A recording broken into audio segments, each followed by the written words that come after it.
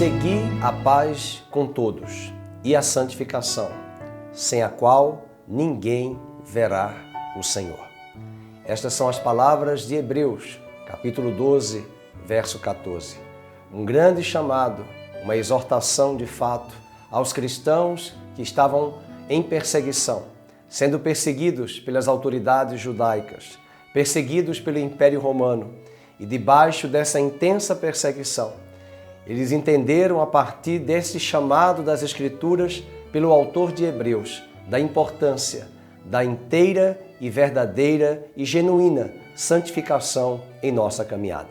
E aqui começamos uma nova fase do nosso discipulado, da nossa série. Já pautamos algumas lições sobre vida eterna, a vida e a qualidade de vida que Deus tem nos proporcionado em Cristo Jesus, estudando o Evangelho de João nesta série de discipulado.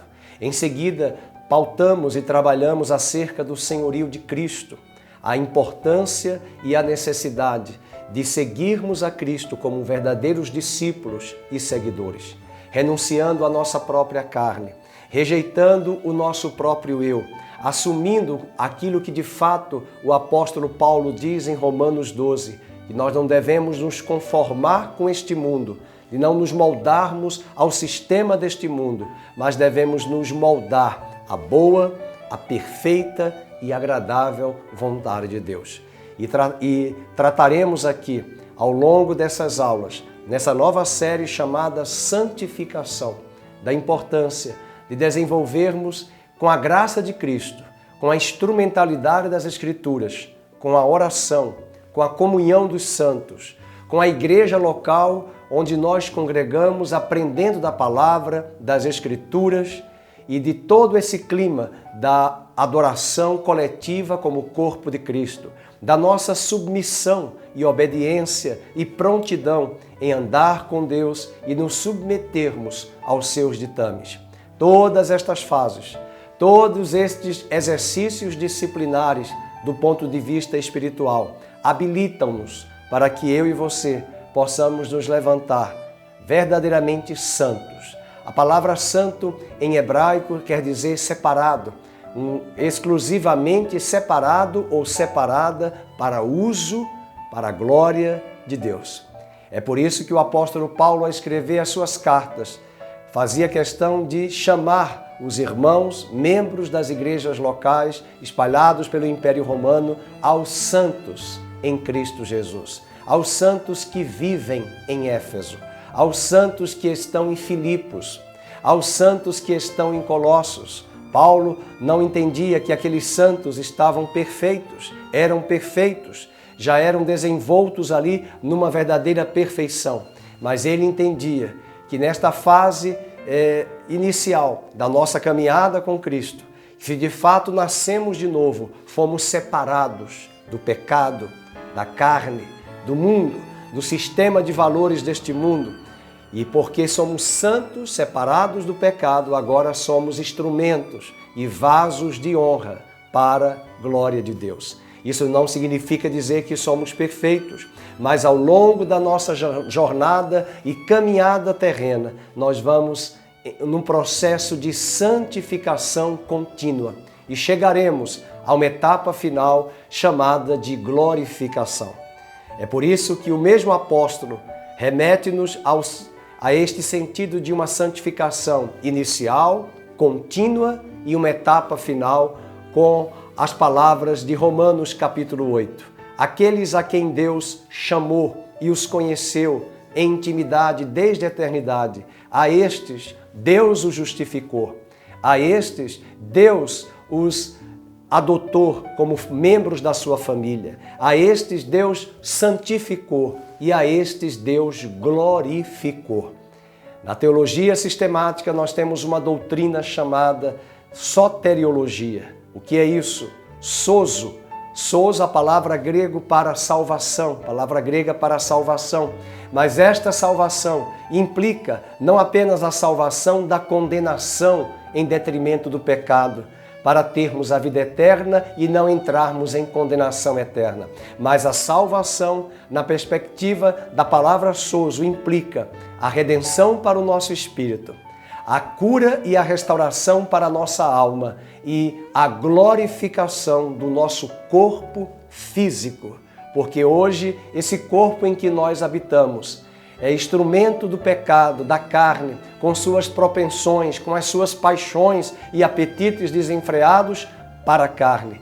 Antes da nossa conversão, esse corpo, essa carne, era uma verdadeira senhora, porque o nosso espírito estava morto e escravo do pecado.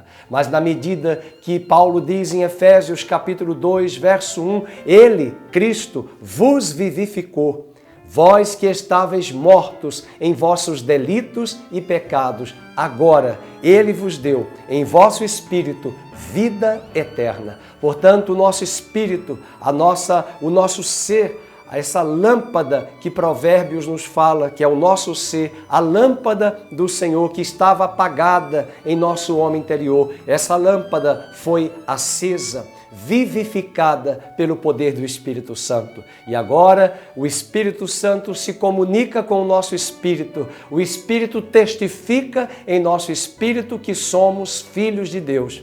E, portanto, vamos submeter a nossa alma e o nosso corpo aos ditames da palavra e dos valores e princípios do reino de Deus. A carne não é mais patroa. O pecado não terá mais domínio sobre vós, porque não estáis debaixo, vós estáis debaixo da graça e não debaixo do pecado. Queremos desafiar o seu coração a falarmos juntos, a estudarmos as Escrituras Sagradas sobre essa ótica e perspectiva da verdadeira santificação. Quando Paulo esteve na igreja de Corinto, plantando aquela igreja, lá em Atos capítulo 18, ele escreve 3 cartas, 2 delas conhecidas. E na sua primeira carta, nós temos a expressão de 1 aos Coríntios 6, verso 11. Tais fostes alguns de vós, mas vós vos lavastes, mas vós fostes santificados e fostes justificados em o nome do Senhor Jesus. Fostes lavados, fostes santificados, fostes justificados. Nesse alvo que temos como vida cristã, o apóstolo João nos diz na sua primeira epístola, no capítulo 3, meus filhinhos, agora vós sois filhos de Deus, mas ainda não se manifestou o que haveremos de ser. E quando Ele se manifestar naquele dia, seremos semelhantes a Ele, semelhantes em seu caráter, semelhantes em seu pensamento, em sua ação, em seu ser, naquilo que Ele é um Deus santo, um ser santo, um Filho de Deus santo, perfeito e justo. Chegaremos um dia a esse patamar. Paulo diz em Efésios 4 que até que cheguemos à estatura de varão perfeito, da varonilidade perfeita que há em Cristo Jesus. É por isso que precisamos crescer na graça e no conhecimento de Deus. É por isso que precisamos congregar como igreja local, para que por meio dessas práticas disciplinares da vida cristã, do estudo da palavra, da adoração coletiva, da comunhão dos santos, do discipulado, do ensino, do evangelismo, do serviço e contínuo, do jejum, da oração, das intercessões, todas estas práticas juntas e somadas possibilitam-nos o crescimento e o nosso desenvolvimento. Aguardo você no nosso próximo estudo, tratando sobre todos esses temas pertinentes a essa série chamada Santificação. Deus abençoe a sua vida, que Ele guarde o seu coração e não se esqueça, Filipenses 1,6, aquele que começou a boa obra em vós, há de completar até aquele grande dia, no dia de Cristo Jesus, na sua gloriosa vinda. Deus abençoe e muito obrigado pela sua presença e até breve no nosso estudo.